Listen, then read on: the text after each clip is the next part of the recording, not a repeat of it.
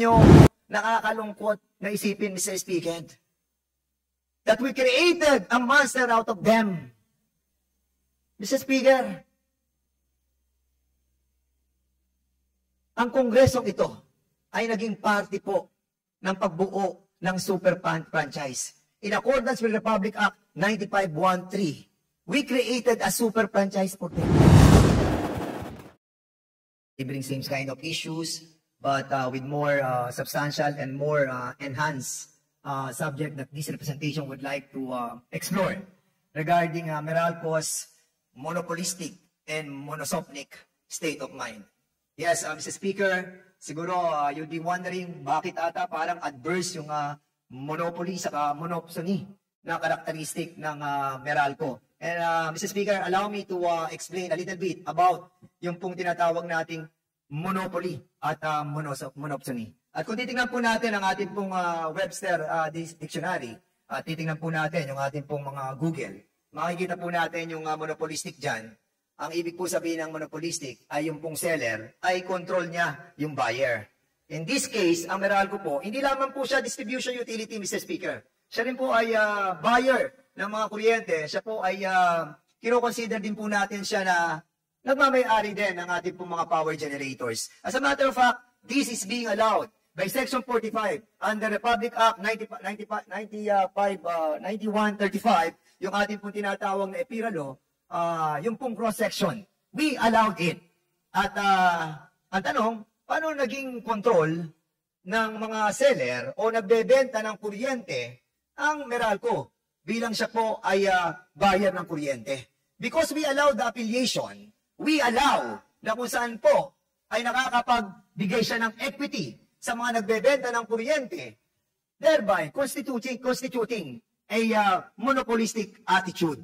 Alam nyo, Mr. Speaker, sa lahat po ng ating pong mga nagbebenta ng kuryente, ay sasabihin po ng Meralco, kami nagdumadaan sa competitive selection process. Meron kami tinatawag na power supply agreement. But we all know that there is a connivance between the Energy Regulatory Commission and the Meralco. And later on, Mr. Speaker, I will prove that there is a connivance between Energy Regulatory Commission and Meralco. But for the meantime, allow me to speak about what is monopsony. Kung sa monopoly, ang buyer ay nakokontrol ng seller, sa monopsony naman po, ang buyer, nakokontrol niya ang mga seller. Sandali, Congressman, para atang hindi ata nagtutugma yan. Di ba? Parang, bakit naman nakokontrol ng Meralco ang mga seller? Dahil ang Meralco po, sila po nagko-contribute ng ating distribution ng ating electricity output, 70% ng buong Luzon. They control the whole of Metro Manila, NCR. They control the whole of the Calabarzon, including my province, Laguna. They control Pampanga at Bulacan. They are so huge and enormous that they have subdivided the whole franchise. They have subdivided it into central, southern, and northern sector. Dahil napakalaki na po ng prangkisa ng Meralco, they cannot even operate and configuratively operate the whole franchise. Ang iniiwasan po nila ay magkaroon ng disturbance sa isang area at magkaroon ng blackout sa buong Luzon. Remember, Mr. Speaker, 60% of our GDP lies in NCR. Dito sa Luzon, 60% ang ating GDP. Control ng Meralco ang ating economic growth. Isang board of director ang nagko-control. Now, Mr. Speaker, sila po ay monopolistic. Sila po ay monosopnic. And I heard that the Metro Pacific Investment Corporation is in the process of acquiring the biggest, the largest natural gas power plant in Ilihan, Batangas, a 2,500 megawatts combined cycle natural gas. Kapag binili na po ng Meralco, which is being owned by MPIC, ang asset ng Meralco at ang Ilihan Power Plant, pag pinagsama mo ang dalawang ito, they will be creating a vertical integration system wherein they will be controlling the fuel supply, the fuel facility, imported fuel facilities, the power supply, and distribution under one board of directors. These concern our national security because they are so huge and enormous, no? Ang laki-laki na po nila that are even now expanding. And it entails our national security, Mr. Speaker. Alam nyo, nakakalungkot na isipin, Mr. Speaker, that we created a monster out of them. Mr. Speaker, ang kongresong ito ay naging party po ng pagbuo ng super franchise. In accordance with Republic Act 9513, we created a super franchise for them.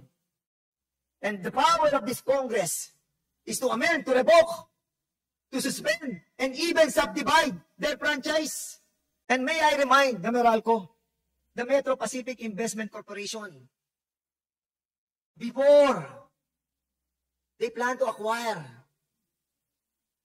the Ilihan Power Plant, $700 million po ang Ilihan Power Plant. Bilyong-bilyong piso po ang halaga para bibili nila ang Ilihan Power Plant. Bago nila bigli ng Ilihan Power Plant, Mr. Speaker, ibalik po muna nila ang perang sobrang siningil nila sa 7.6 million subscribers dito sa Luzon sapagkat hindi po nila kinompute ang kanilang weighted average cost of capital na noong isang taon tumayo ko, the same place, the same spot where I injected that they have not computed, never, mula 2015 hanggang sa pagkakataong ito, hindi nila kinompute ang kanilang weighted average cost of capital na kung saan 14.97% ang kinocompute nila.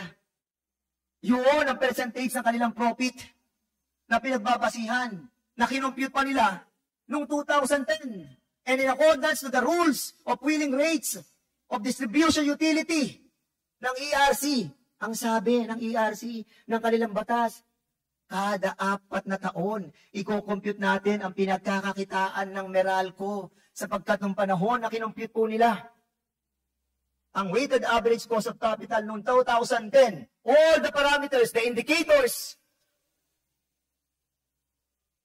the risk rate ng bansa, ang interest rate ng bangko, ang regulatory asset base, ang kanilang depreciation, lahat po yan ay matataas during that time because we have an Asian crisis during that time.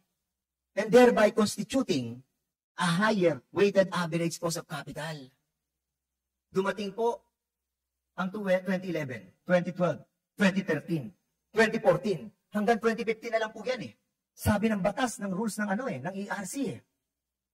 Ha? Meralco, with the connivance of ERC, they never computed. Mula noong 2015 hanggang ngayon, hindi pa rin po nagko-compute ang ERC. And in accordance with the Asian crisis noong 2010, noong 2014, 2015, wala na po tayong financial crisis. And all the interest rate, ang risk rate ng bansa, ang financial requirements nila, mga indicators are telling that the weighted average cost of capital is so low. So ano ginawa ng ERC at ang Meralco? They connive. Dahil pag nag-compute sila ng mga panahon ng 2014, bababa ang weighted average of cost of capital. As a matter of fact, I challenge each and every one of you. Tingnan po natin ang WACC ng Meralco today. Dahil sila po ay publicly listed office, they are being externally audited. Nakalabas po dyan kung magkano ang profit nila. At lalabas dyan, tingnan po natin ang WACC ng Meralco today sa Google. 9.23% ang kanilang WACC. Ngayon, 9.62% ang kanilang WACC. At sinisingil tayo sa 14.97% mula noong 2015 hanggang ngayon. Hindi makatarungan yan sa ating pong 7.6 million Pilipinos na siningil nila na sobra-sobra mula ng 2015 hanggang ngayon. Noong unang taon na hindi po nila kinompute ang WACC noong 2015, that is acceptable. Ikalawang taon na hindi sila nag-compute, that is questionable. Ikatlong taon na hindi sila nag-compute, that is highly debatable. Pero ika-4, ika-5, ika-6, ika-7, ika-8, ika-9, ngayon magsasampung taon na, hindi pa rin nila kinukompute. That is incredible. BS, yung mga nandyan sa ERC, mula 2014 hanggang ngayon, we need to invite them, all the commissioners, all the chairpersons must be invited here to be investigated because they have to be held responsible. Why? They never computed, Mr. Speaker. They never computed. And we're giving them thousands of pesos of money, monthly, dahil sila po ay pensioners. Hanggang ngayon, pensionado sila. Binabayadan natin sila dahil hindi sila nag-compute ng tamang profit ng kita ng Meralco. At anong sabi ng Meralco? Ano sabi nila? Meralco cares. Di ba ano sabi ni Manong Diyos sa ni Ate Maita? Oh, bumababa na po ang ating per kilowatt. Oh, bababa na po kayo ng 50 cents per kilowatt. If they really care, Mr. Speaker, alam na alam po nila ang WACC. 9.26% lang ang profit dapat nila. Kung meron talaga silang moral decency, moral purity, and rectitude, they should have tell. ERC, ERC, nakakaya na sa taong bayan. 10 taon na tayong hindi nagko-compute. Diba? Nakita naman natin ang WACC. We were being externally audited. Huh? Figures won't lie. Hindi mapapasorbalian that they're being externally audited. And we need, Mr. Speaker, ibalik ang sobrang pera sa bayan sa pamamagitan ng cash. Ibalik natin sa 7.6 million Pilipinos, including you, including me. Magbalik sila ng pera sa atin. It's high time, Mr. Speaker. It's high time that this Congress, in accordance with Section 17 or Republic Act 9209, creating the franchise of Meralco, be invoked because the power of this Congress that was given to them, the franchise is not exclusive. If public interest so requires, Section 17 will apply. In accordance with Section 14, they never submitted even a single documents in this Congress yearly for us to find out the real profit na dapat ay kinocompute po ng ERC. But they never computed in the last 9 years. Magsasampung taon na po, mag-iisang dekada na. Ang sobrang pag-aapi sa ating mga kababayan ay hindi natin mapapayagan. Ano ang isa sa pinakamabigat na ginawa po ng Meralco?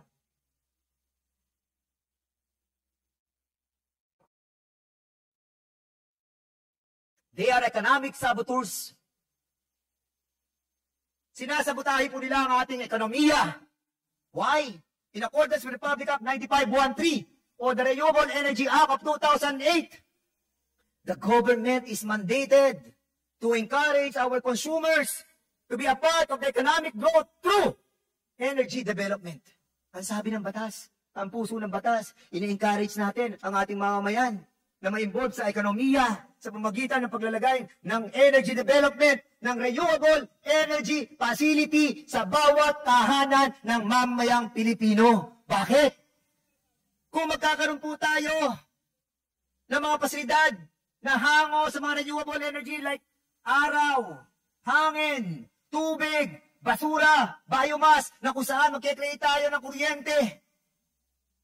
And we created the net metering. Mr. Speaker, magsisiro po ang ating Meralco bill. Andyan po, tingnan po natin ang aking mga kaibigan na nagne-net metering. Zero ang binabayaran nila. Ito ang kinatatakot ng Meralco na lahat ng ating mga mamamayang Pilipino ay magkaroon ng net metering, thereby constituting no electricity bill sa kanila. Mr. Speaker, zero. Yung aking mga kaibigan nagtatanong, how does it work? Paano ba yung nag-work yung net metering? Because this is not being properly explained to all of us. Ang net metering po, Mr. Speaker, yung araw na kukunan mo, maglalagay ka ng solar panel sa iyong bahay, makakakuha ka ng kuryente, maiipon mo, at dadaan sa iyong metro, sa net metering, imi-meter niya, ineneto niya kung ano yung nagastos mo na kuryente. At kung ano yung kukunin mo sa Meralco, yun ang babayaran mo. At kapag nakapag-impok ka ng kuryente, o-offset mo lamang yung ginamit mo at yung sosobra, i-export mo sa Meralco. May utang pa sa iyong Meralco. Mr. Speaker, nagawa ng iba. Even yung ating po tinatawag na Imperial Subdivision doon po sa San Vicente, Santo Tomas, Batangas. They are solar-powered middle houses na kung saan wala silang binabayaran kahit 5. May credit pa sa kanilang Meralco. Tingnan po natin ang Tatag Imperial Homes na kung saan ito po yung unang solar-powered community located at Barangay San Vicente, Santo Tomas. 0 po ang binabayaran nila. And if only the 7.6 million subscriber of Meralco, ay makakabitan po natin ng tinatawag po nating renewable energy facility. Yan man po ay solar, yan man po ay wind, yan man po ay tubig, yan man po ay basura. Mr. Speaker, that will help a lot in our economic growth. A 1.5 kilowatt peak na mapoproduce sa 3 solar panel, that will create a 7 kilowatt hour of kuryente. At makakadevelop tayo ng 11.4 gigawatt hour na in relation sa target ng DOE na magkaroon tayo ng 19 gigawatt by 2014, that will be realized by this country. We don't need to rely on fossil fuel anymore. We don't need to rely on coal. Because bibigyan natin ng libreng kuryente ang ating mamamayan. At dito, Mr. Speaker, if ever, sa pangunguna po ng ating pong Speaker, Martin Romualdez, thank you so much, Mr. Speaker, for allowing us to have this moment to speak to the people and to the Meralco and to all stakeholders of the energy sector. We need to change the game right now, Mr. Speaker. Dahil pag hindi po natin binago, Mr. Speaker, wala po tayong patutunguhan. Maraming salamat, Speaker, for giving us a chance. Speaker Martin Romualdez, this is our moment. Huwag nating hayaan na hindi may balik sa taong bayan yung ating pong sobrang ibinayad sa Meralco. Pinahihirapan po ng Meralco ang pagkuha ng mga voluminous permits. Sa ating pong mga building official, through the different LGUs, they conducted different trainings. Having so many requirements, dati po ang pagkuha ng requirements sa net metering, 3 linggo. Ngayon, 1 taon, hindi pa lumalabas ang iyong mga permits. We have to relax all of these requirements, enable for the consumers to be a part of the economic growth and the energy development. This is the only way para makalayo tayo sa coal. This is the only way para matulungan po natin ang ating gobyerno. Tandaan po natin, this is the mandate that was given to us by the Speaker. The Speaker have told us to uplift the life of all our citizens. And this is the only way, Mr. Speaker, that we will be going to give back sa ating mga mamamayan. Yung pong ibabalik na pera na Meralco, ilagay natin sa mga mahirap nating mamamayan. Mga solar panel, mga net metering. After the 2008, that this Republic Act 9513 was approved, alam niyo po ba kung ilan out of the 7.6 million nagne-net metering sa buong Pilipinas, sa buong Luzon? Only 6,000 individuals. Because the hardships of getting the requirements are being perpetrated by this Meralco. Mr. Speaker, maraming po salamat sa binigay niyo pagkakataon. And with this, Mr. Speaker, I hope that this Congress will act on this. And I hope that this will be referred on Committee on Franchise and the Committee on Public Order.